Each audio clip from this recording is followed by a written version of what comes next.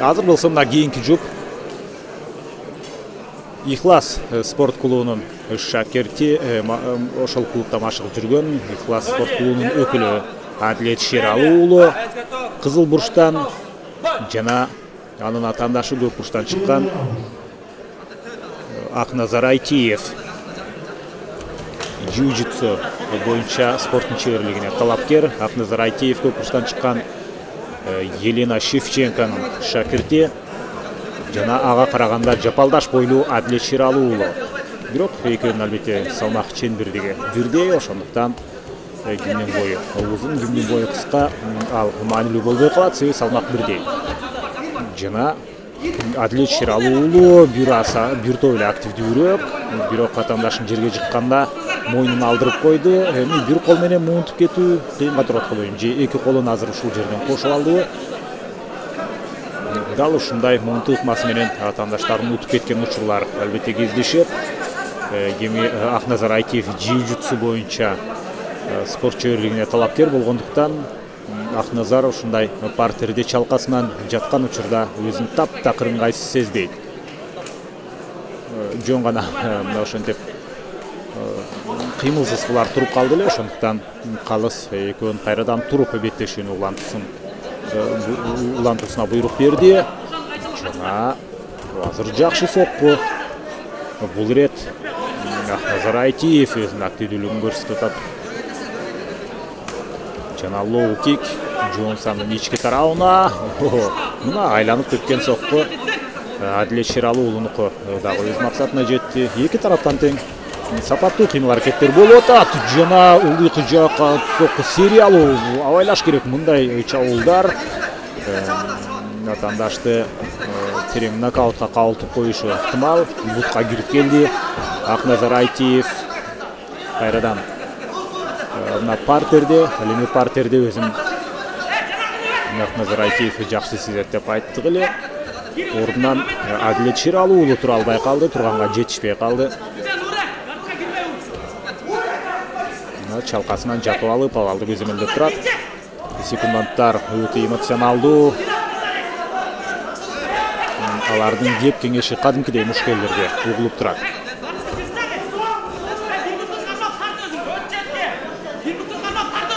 Елена Шевченко ошол Акназар Айтиевди машыктырат. Жана негизинен бир нече анын атайын спорттук жайда көптөгөн шакирттери бар. Ошолордун бири Акназар Айтиев. Азыр атаандашка эмне болсо да гриппарын туура көрдү, өзү чалкасынан жата калганы. Jiu-jitsu'нун өкүлдөрү көбүнчөсү ушундай болот. Алар партерде жата калып беттешти андан ары өткөрө алат. Бирок бул ирет Адилет Шералы уулу Акназардын артына өтүп кетти. Дал ушул жерден муунтуу ыкмасын колдонсо болот. Мына бир колду кошту, сол колду, бирок андан ары ийгиликтүүлүк андан ары уланып кеткен жок.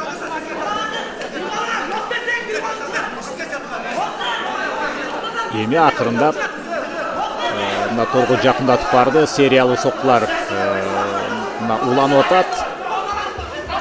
Жана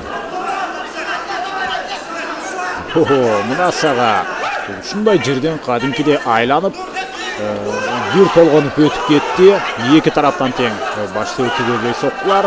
Айрыкча Акназардыкы таамайраак тийди, дагы таамай сокку. Акыркысы болсо өз максатына жеткен жок.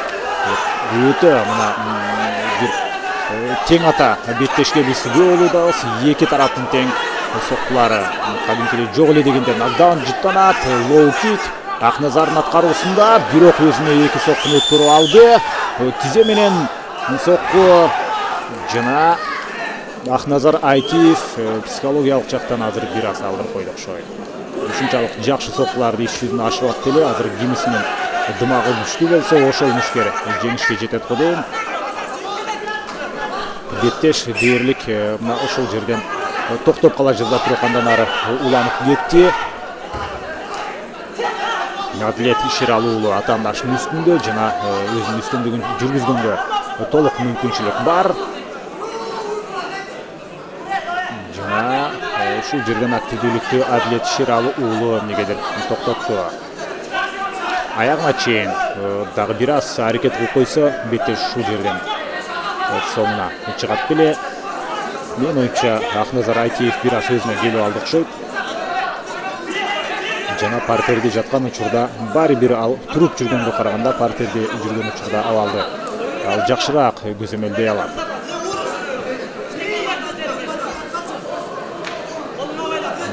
Ич талаштыра соттуларды узатып атат. Адилет Шералы уулу эми оң колу менен, бирок соккунун кубаттуулугу жок.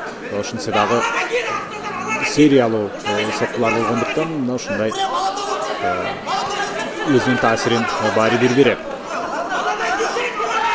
Ушул жерден кадимкидей үстөккө босток соkkулар иш жүзүнө ашууда. Акназар Айтиев ушунчалык начар абалга кабылды, тиш кабыдаган чыгып кеткен, тиш кабы чыгып кеткен. Биринчи раунд аягына чыкты. Ордунан да тура албай калыптыр. Беттешти улантып алып, жок уланта албайт ооба. Ошентип Адилет Шералы уулу башында атаандашынан бир аз сокку жегени менен, бирок дымагы күчтүү экен, жеңишке ээ болду. Мен оюнча Акназар Айтиев ошентип беттешти улантуудан баш тартты.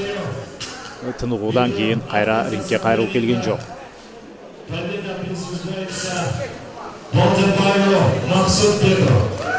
Жок, бул жерде башка бирөөнүн фамилиясын айтып койду. Ал баруучу адашты мен оюнча. Бул болсо, мына эми туура айтып атат, Шералы уулу Адилет.